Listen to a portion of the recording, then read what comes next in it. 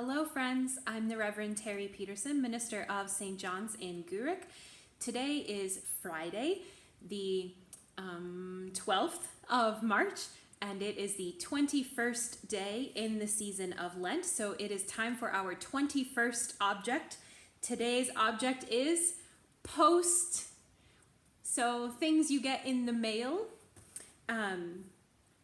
Most of us get some piece of mail many days of the week, though some of it is more worthwhile than others, right? Sometimes what we get is just sort of junk mail, adverts for things that we don't want or are not in any way interested in or are irrelevant to us, leaflets about all sorts of things, including here in Scotland. Soon, I suspect we will find ourselves inundated with political leaflets because it's that time of year. We might get letters from friends we've not seen in a while, or cards saying that someone is thinking of us, or especially if it's birthday or a holiday, then we might get cards from people from all over. Sometimes our post might have money in it or a gift card. Sometimes our post will be bills asking us to pay money to someone else for something, the gas bill or the electric bill. Sometimes the post will have bad news in it, notes from friends who have died, or news about tragedies that have happened in our extended families or friend groups. But whatever the thing is, that's our object for today, is the post. And I was thinking about how many different types of post we get and how little of it is what we want, even though right now, of course, many of us are still waiting for the elusive blue envelope to come through the door. Many have received it, of course, so there's also some excitement around getting the mail each day. In Scripture, there are a lot of different letters that happen. Of course, we know the letters of Paul, right? He wrote to the churches that he had founded, and in some cases to churches he'd never been to yet, encouraging them and offering advice for various theological or practical issues they were having. But there's a lot of other letters as well, and there's one that's quite famous that I think we sometimes miss out.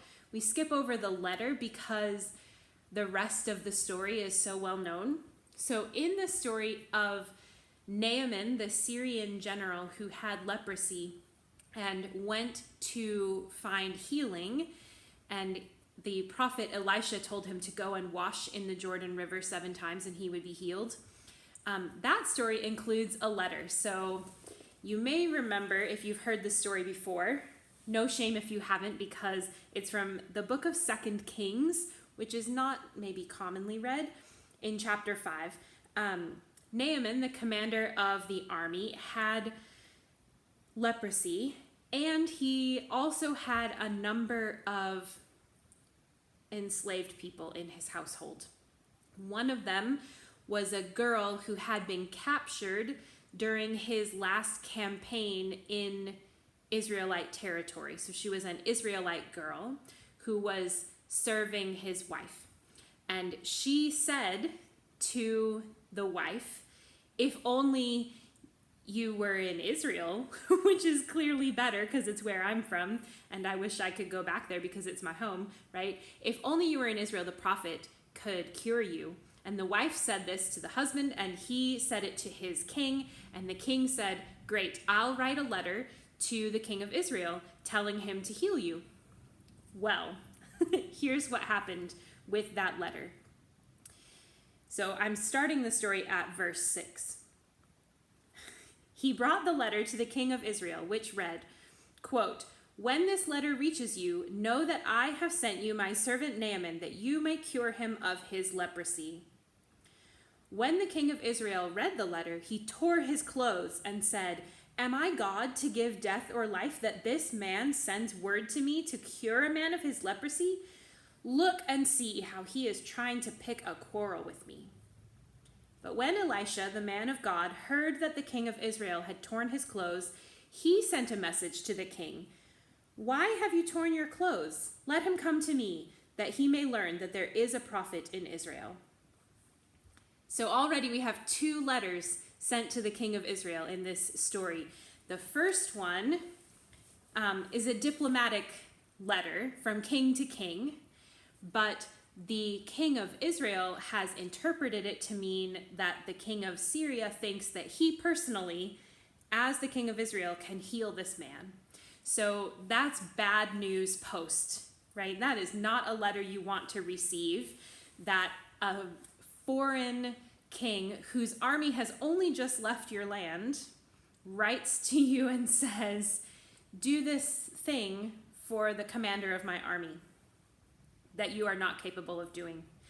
So bad news post, like that would be terrifying letter to receive, asking you for something that you are not able to do. Sometimes people who receive unexpectedly large bills, for instance, might find this level of terror that they're being asked to pay something that they cannot afford, whether that's because the expense was larger than they expected, or because perhaps their income has shrunk since the last bill, and so they've not been able to save enough. But in any case, you see sometimes the number on one of those bills and you think, I can't do it. Like, what do I do now? I can't do it. That's a little bit the level of terror that the king of Israel is experiencing. And so, of course, he tears his clothes and he's mourning in sackcloth and ashes, right? And the prophet hears about this and sends another letter. So now the king gets a second letter that says, send him to me, I've got it. Can you imagine the relief that the king would feel? It would be like getting another piece of mail the next day that has a check in it, ready to cover the amount that you have not been able to pay. Here comes another letter, ready to save you from disaster. That's what Elisha's letter must have felt like, ready to save the king from disaster. And also at the same time, to highlight who the real God is.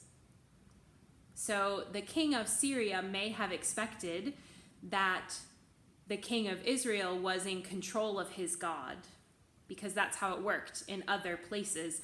But that is not how our God works. And so Elisha, the prophet of God, was able to say, send him to me and I'll show them who's really God.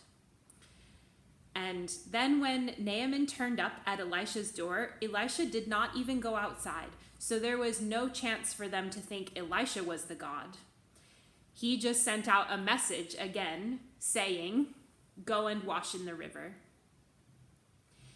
Now, that's a lot of messages that have gone back and forth in this story. And I think sometimes we miss out on that because we're focusing on other parts of the story. We're focusing on washing 7 times in the river and how lowly a task that seemed and that Naaman didn't want to do it. Or we're focusing on how the servants in the story or the slaves in the story are the ones who make everything happen, right? They convince Naaman to do what Elisha had said. They give the piece of information about the prophet, like all of that. But that means sometimes we miss that there's quite a lot of post in the story. So that was what I wanted to highlight today, and just to think about how the messages we receive in the post can lead us into wildly different directions, different feelings, different thoughts. But in this story, we see that the communications that come through the post can also be a chance for us to remember where our trust lies, right? That first letter that so frightened the king highlights a little bit that he knew that he wasn't God, but he also didn't know where to turn. He didn't think, oh, I need to call the prophet and find out what God can do. He just thought, I can't do this. And that was as far as he got. So when we get distressing posts, maybe we can have those feelings, but then take a moment to think, what resources do I have available that can help? And that might mean phoning a friend. It might mean calling an organization that helps with debt relief.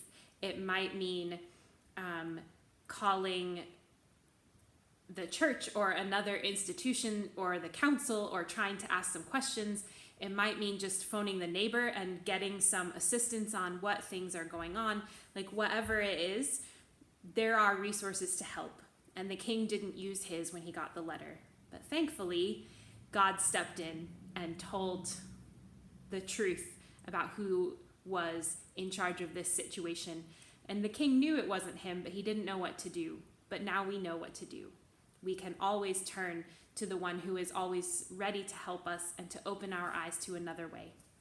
So that's my thought for today about our mail. So I hope you have a lovely evening, and I will see you again tomorrow for day 22. Until then, peace be with you.